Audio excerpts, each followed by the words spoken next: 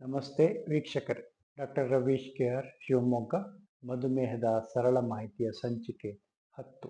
ಇವತ್ತು ನಾವು ಮಧುಮೇಹದ ಚಿಕಿತ್ಸೆಯಲ್ಲಿ ಲೋ ಶುಗರ್ ಅಥವಾ ಹೈಪೋಗ್ಲೈಸೀಮಿಯಾ ಈ ಬಗ್ಗೆ ತಿಳಿದುಕೊಳ್ಳೋಣ. ಲಕ್ಷಣಗಳೇನು, ಯಾವಾಗ ಆಗ್ತದೆ, ಯಾರಿಗೆಲ್ಲ ಆಗ್ತದೆ, ಆ ತಕ್ಷಣದಲ್ಲಿ ಏನು ಮಾಡಬೇಕು, ಈ ಬಗ್ಗೆ ತಿಳಿದುಕೊಳ್ಳೋಣ. ಇದನ್ನು ರಕ್ತದ ಗ್ಲೂಕೋಸ್ ತೀವ್ರವಾಗಿ ಕಡಿಮೆಯಾದ ಅಥವಾ ಅತಿಯಾಗಿ ಕಡಿಮೆಯಾದ ಸ್ಥಿತಿ ಅಂತ ಹೇಳ್ಬೋದು. ಕೆಲವೊಮ್ಮೆ ಇದು ತೀವ್ರವಾಗಿ ಕಡಿಮೆಯಾದಾಗ ತುರ್ತು ಚಿಕಿತ್ಸೆಯ ಸಂದರ್ಭ ಸಹ ಆಗ್ತದೆ. ನಾವೇನು ಚಿಕಿತ್ಸೆಯ ಗುರಿಗಳನ್ನು ಖಾಲಿ ಹೊಟ್ಟೆಯಲ್ಲಿ 70ರಿಂದ 130, ಆಹಾರ ಸೇವನೆಯ 2 ಗಂಟೆಗಳಲ್ಲಿ 70 ಅಥವಾ 80 ಮಿಲಿಗ್ರಾಂನಿಂದ 180 ಮಿಲಿಗ್ರಾಂ ಹಾಗೂ HbA1c 7%ನ ಆಜುಬಾಜು ಅಂತ ನೋಡಿದ್ವಲ್ಲ.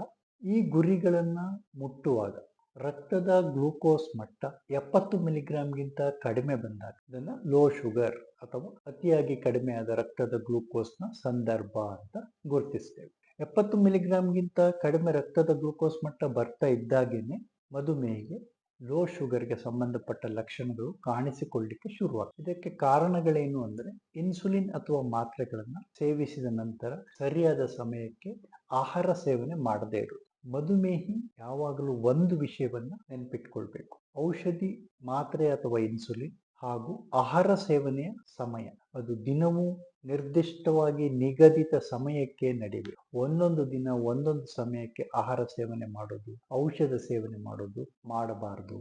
ಅದರಿಂದ ಲೋ ಶುಗರ್ ಆಗ್ತದೆ, ಇಲ್ಲ ಶುಗರ್ ಹೈ ಆಗ್ತದೆ. ಈ ಎರಡನ್ನೂ ನಾವು ತಡಿಬೇಕು, ಗುರಿಯನ್ನು ಮುಟ್ಟಬೇಕು. ಚಿಕಿತ್ಸೆಯ ಗುರಿಯನ್ನು ಮುಟ್ಟಬೇಕು ಅಂದ್ರೆ ಔಷಧಿ ಮತ್ತು ಆಹಾರ ಸೇವನೆಯ ಸಮಯ ಸ್ಟ್ರಿಕ್ಟ್ ಆಗಿ ನಿಗದಿತ ನಿರ್ದಿಷ್ಟ ಸಮಯಕ್ಕೆ ಪ್ರತಿ ದಿನವೂ ನಡಿಬೇಕು. ಎರಡನೇದಾಗಿ, ಸೇವಿಸಿದ ಆಹಾರದ ಪ್ರಮಾಣ ಕಡಿಮೆ ಇದ್ದೆ, ಏನೋ ಗಡಿಬಿಡಿಯಲ್ಲಿದ್ರು, ಆಫೀಸಿಗೆ ಹೋಗ್ಬೇಕು, ಇಲ್ಲ ಯಾವುದೋ ಕೆಲಸದ ತುರ್ತು, ಗಡಿಬಿಡಿಯಲ್ಲಿ ಆಹಾರ ಸೇವನೆ ಮಾಡಿ ಹೋಗ್ಬಿಡ್ತಾರೆ. ಎಂದಿಗಿಂತ ಕಡಿಮೆ ಆಹಾರ ಸೇವಿಸಿರ್ತಾರೆ, ಆದರೆ ಔಷಧಿ ಮಾತ್ರೆಗಳನ್ನ, ಇನ್ಸುಲಿನ್ ಅನ್ನ ಅದೇ ಪ್ರಮಾಣದಲ್ಲಿ ತಗೊಂಡಿರ್ತಾರೆ. ಆಗ ಮಧ್ಯಾಹ್ನದ ಸಮಯದಲ್ಲಿ ಅವರಿಗೆ ಶುಗರ್ ಡೌನ್ ಆಗ್ಲಿಕ್ಕೆ ಶುರುವಾಗುತ್ತೆ. ಅಥವಾ ಬೇಗ ಜೀರ್ಣವಾಗುವ ಆಹಾರವನ್ನ ಸೇವಿಸಿದ್ದಾಗ, ಇಡ್ಲಿ ತಿಂದು ಏನೋ ಗಡಿಬಿಡಿ ಇದೆ ಅಂತ ತುರ್ತಾಗಿ ಓಡಿರ್ತಾರೆ, ಆಗ ಲೋ ಶುಗರ್ನ ಸಂಭವ ಜಾಸ್ತಿ. ಅಥವಾ ಇನ್ನು ಕೆಲವು ಸಂದರ್ಭಗಳಲ್ಲಿ ಏನೋ ಕೆಲಸ ಕಾರ್ಯದ ಮೇಲೆ ಆಹಾರ ಸೇವನೆಯ ನಿಗದಿತ ಸಮಯವನ್ನ ಮುಂದೂಡಿ, ಕೆಲಸ ಮುಗ್ದಿಲ್ಲ, ಆಹಾರ ತಗೊಂಡಿಲ್ಲ, ಔಷಧಿ ಮಾತ್ರೆಗಳನ್ನ ಬೆಳಿಗ್ಗೆನೆ ತೆಗೆದುಕೊಂಡು ಬಿಟ್ಟಿದ್ದಾರೆ, ಈಗ ಇನ್ನು ಮಧ್ಯಾಹ್ನದ ಊಟವನ್ನ 1-1:30 ಆದ್ರೂ ಮಾಡಿಲ್ಲ, 2 ಗಂಟೆ ಆಯ್ತು, 3 ಗಂಟೆ ಆಯ್ತು, ಆಗ ಅವರಿಗೆ ಲೋ ಶುಗರ್ ಆಗ್ಲಿಕ್ಕೆ ಶುರುವಾಗ್ತದೆ. ಇನ್ನು ಕೆಲವು ಸಂದರ್ಭಗಳಲ್ಲಿ ದೈಹಿಕ ಚಟುವಟಿಕೆಯನ್ನ ನಿಗದಿತವಾಗಿ ದಿನವೂ ಏನು ಮಾಡ್ತಾ ಇದ್ರು ಅದಕ್ಕಿಂತ ಜಾಸ್ತಿ ಮಾಡಿರೋದು, ಆಗಲೂ ಸಹ ಲೋ ಶುಗರ್ ಆಗ್ಬೋದು. ಹಾಗೆ ಮದ್ಯ ಸೇವನೆ ಮಾಡಿಬಿಟ್ಟು ಆಹಾರ ಸೇವನೆ ಮಾಡದೆ ಔಷಧಿ ಮಾತ್ರೆಗಳನ್ನ ಮಾತ್ರ ತೆಗೆದುಕೊಂಡು ಮಲಗಿದ್ರೆ ಶುಗರ್ ಡೌನ್ ಆಗುವ ಸಾಧ್ಯತೆ ಇರ್ತದೆ.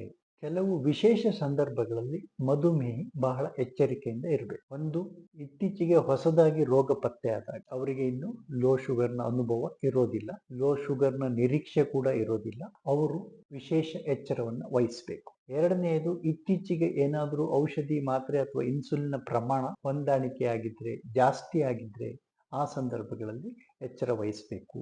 ಹಾಗೆ ಪ್ರವಾಸ, ನಿದ್ದೆಯಲ್ಲಿದ್ದಾಗ ಅಥವಾ ವಯಸ್ಸಾದವರು, ವೃದ್ಧಾಪ್ಯದವರು ಹಾಗೂ ಮನೆಯಲ್ಲಿ ಒಬ್ಬಂಟಿಯಾಗಿರುವವರು, ಈ ಮಧುಮೇಹಿಗಳು ಲೋ ಶುಗರ್ನ ಬಗ್ಗೆ ನಿರೀಕ್ಷೆಯಲ್ಲಿರಬೇಕು, ಎಚ್ಚರ ವಹಿಸಬೇಕು.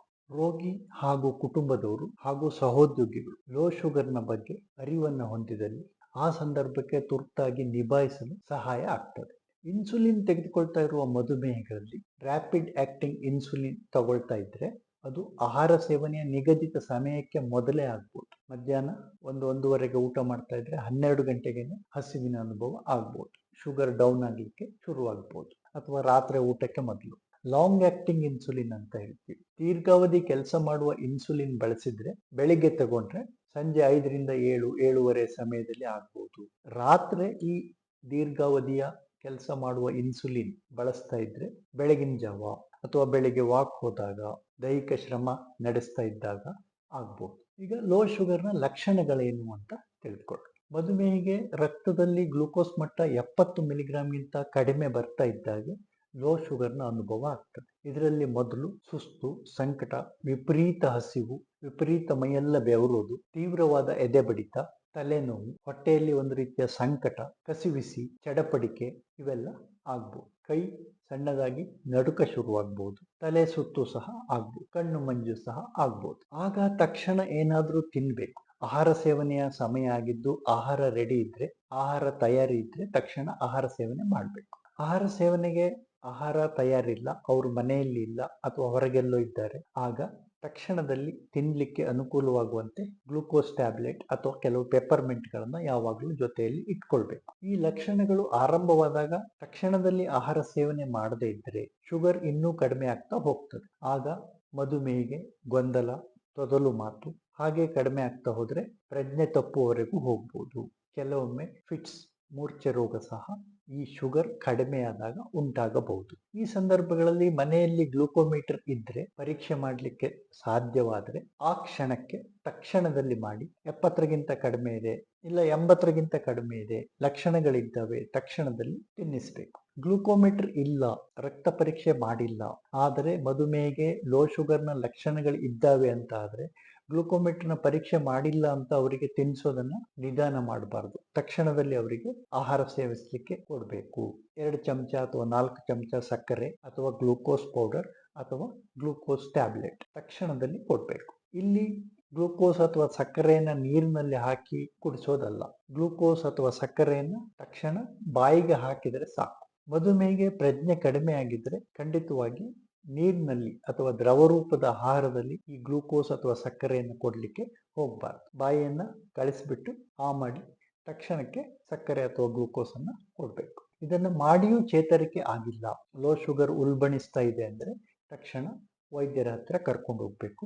ಅಲ್ಲಿ ಗ್ಲೂಕೋಸ್ ಡ್ರಿಪ್ ಅಥವಾ ಗ್ಲುಕಗಾನ್ ಇಂಜೆಕ್ಷನ್ ಅನ್ನು ಕೊಡುವುದರ ಮೂಲಕ ಪರಿಸ್ಥಿತಿಯನ್ನ ನಿಭಾಯಿಸ್ತೇವೆ. ಮಧುಮೇಹಿ ತನ್ನ ಕಾಯಿಲೆಯನ್ನು ಮುಚ್ಚಿಡದೆ ಕುಟುಂಬದವರಿಗೂ ಹಾಗೂ ಸಹೋದ್ಯೋಗಿಗಳಿಗೂ ತನ್ನ ಕಾಯಿಲೆ ಇರುವ ಬಗ್ಗೆ ಹೇಳಿಕೊಂಡಿದ್ರೆ ಇಂತಹ ಪರಿಸ್ಥಿತಿಗಳನ್ನು ನಿಭಾಯಿಸಲಿಕ್ಕೆ ಸುಲಭ ಆಗ್ತದೆ. ಹಾಗೆ ಮಧುಮೇಹಿ ತನ್ನೊಡನೆ ಮಧುಮೇಹದ ಒಂದು ಗುರುತು ಪತ್ರ, ಆಸ್ಪತ್ರೆ ಅಥವಾ ವೈದ್ಯರ ನಂಬರ್ ಇವುಗಳನ್ನು ಇಟ್ಕೊಂಡಿದ್ರೆ ಒಳ್ಳೆಯದು. ಮನೆಯಿಂದ ಹೊರಗೆ ಹೊರಟ ಸಂದರ್ಭದಲ್ಲಿ ತಿನ್ಲಿಕ್ಕೆ ಏನಾದ್ರೂ ಒಂದು ಪಾಕೆಟ್ ಅಲ್ಲಿ ಇರಲೇಬೇಕು. 2 ಅಥವಾ 4 ಪೆಪ್ಪರ್ಮೆಂಟ್ಗಳು, ಗ್ಲೂಕೋಸ್ ಟ್ಯಾಬ್ಲೆಟ್ ಇಲ್ಲ 2 ಬಿಸ್ಕಿಟ್, ಏನಾದ್ರೂ ಒಂದು ತಿನ್ನುವ ವಸ್ತುವನ್ನು ತನ್ನ ಜೊತೆಗೆ ಇಟ್ಕೋಬೇಕು. ತಾನು ಕೆಲಸ ಮಾಡುವಲ್ಲೂ ಇಟ್ಕೋಬೇಕು, ಗಾಡಿಯಲ್ಲೂ ಇಟ್ಕೋಬೇಕು, ಜೇಬಲ್ಲೂ ಇಟ್ಕೋಬೇಕು. ಇದು ತುರ್ತು ಸಂದರ್ಭದಲ್ಲಿ ರಕ್ತದ ಗ್ಲೂಕೋಸ್ ಮಟ್ಟ ತೀವ್ರವಾಗಿ ಕಡಿಮೆ ಆಗಿ ತೊಂದರೆ ಆಗುವುದನ್ನು ತಪ್ಪಿಸಲಿಕ್ಕೆ ಸಹಾಯ ಆಗ್ತದೆ. ಹಾಗೆ ಒಂದು ಸಂಗತಿ, ಹೆಚ್ಚಿರುವ ಗ್ಲೂಕೋಸ್ ಅನ್ನ ಚಿಕಿತ್ಸೆ ನೀಡಿ ಸರಿಪಡಿಸಲಿಕ್ಕೆ ಸಮಯ ಇದೆ.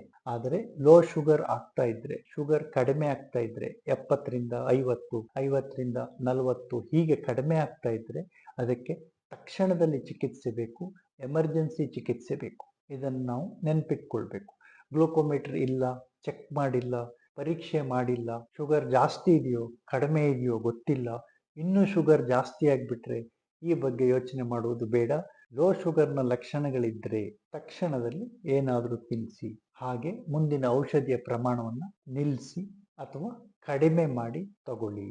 ಮರುದಿನ ಮತ್ತೆ ಪರೀಕ್ಷೆ ನಡೆಸಿ ವೈದ್ಯರನ್ನ ಭೇಟಿಯಾಗಿ ಔಷಧಿ ಪ್ರಮಾಣಗಳ ಹೊಂದಾಣಿಕೆ ಆಗ್ಬೇಕು. ಬಹಳ ವರ್ಷದಿಂದ ಮಧುಮೇಹಿ ಆಗಿದ್ದು 5 ವರ್ಷ, 6 ವರ್ಷ, 8 ವರ್ಷ ಒಂದೇ ಪ್ರಮಾಣದಲ್ಲಿ ಔಷಧಿ, ಮಾತ್ರೆಗೆ ಅಥವಾ ಇನ್ಸುಲಿನ್ ಇದ್ದು ರಕ್ತದ ಗ್ಲೂಕೋಸ್ ಮಟ್ಟ ಸಹ ನಿಯಂತ್ರಣದಲ್ಲಿದ್ದು ಈಗ ಶುಗರ್ ಲೋ ಆಗ್ಲಿಕ್ಕೆ ಶುರುವಾದ್ರೆ ಅದೇ ಔಷಧಿ ಪ್ರಮಾಣದಲ್ಲಿ ನಿಯಂತ್ರಣದಲ್ಲಿರ್ತಕ್ಕಂಥ ಮಧುಮೇಹಿಗೆ ಈಗ ಹೊಸದಾಗಿ ಲೋ ಶುಗರ್ ಆಗ್ಲಿಕ್ಕೆ ಶುರುವಾದ್ರೆ ಮೂತ್ರಜನಕಾಂಗದ ಕಾರ್ಯಕ್ಷಮತೆಯ ಬಗ್ಗೆ ಪರೀಕ್ಷೆ ಬೇಕು. ಹಾಗೆ ಲೋ ಶುಗರ್ ಪದೇ ಪದೇ ಆಗ್ತಾ ಇದೆ, ಆದರೆ ಮಧುಮೇಹಿಗೆ ಅದರ ಲಕ್ಷಣಗಳು ಕಾಣಿಸ್ತಾ ಇಲ್ಲ, ಸಡನ್ ಆಗಿ ಆಗ್ತಾ ಇದೆ. ಈ ಸಂದರ್ಭದಲ್ಲಿ ನರಮಂಡಲಕ್ಕೆ ಮಧುಮೇಹದ ದುಷ್ಪರಿಣಾಮಗಳು ಏನಾದರೂ ಆಗಿದೆಯೇ ಎಂಬ ಬಗ್ಗೆ ಪರೀಕ್ಷೆಗಳು ಗಮನ ಅಗತ್ಯ. ಸಾಮಾನ್ಯವಾಗಿ ಚಿಕಿತ್ಸೆಯ ಆರಂಭದಲ್ಲಿ ಲೋ ಶುಗರ್ನ ಸಂಭವನೀಯತೆ ಕಡಿಮೆ ಇರುವ ಮಾತ್ರೆಗಳು ಲಭ್ಯ ಇದ್ದಾವೆ, ಅವುಗಳನ್ನು ಬಳಸುವುದು ಸೂಕ್ತ. ಇದನ್ನ ವೈದ್ಯರೊಡನೆ ಸಮಾಲೋಚನೆ ನಡೆಸಿ ನೀವು ಉಪಯೋಗಿಸಬಹುದು. ಮುಖ್ಯವಾದ ವಿಚಾರ ಇಲ್ಲಿ, ಲೋ ಶುಗರ್ ಆಗದಂತೆ ಎಲ್ಲ ರೀತಿಯ ಕ್ರಮಗಳನ್ನ ವೈದ್ಯರು ಮತ್ತು ಮಧುಮೇಹಿ ಅವರ ಕುಟುಂಬದವರು ತೆಗೆದುಕೊಳ್ಬೇಕು.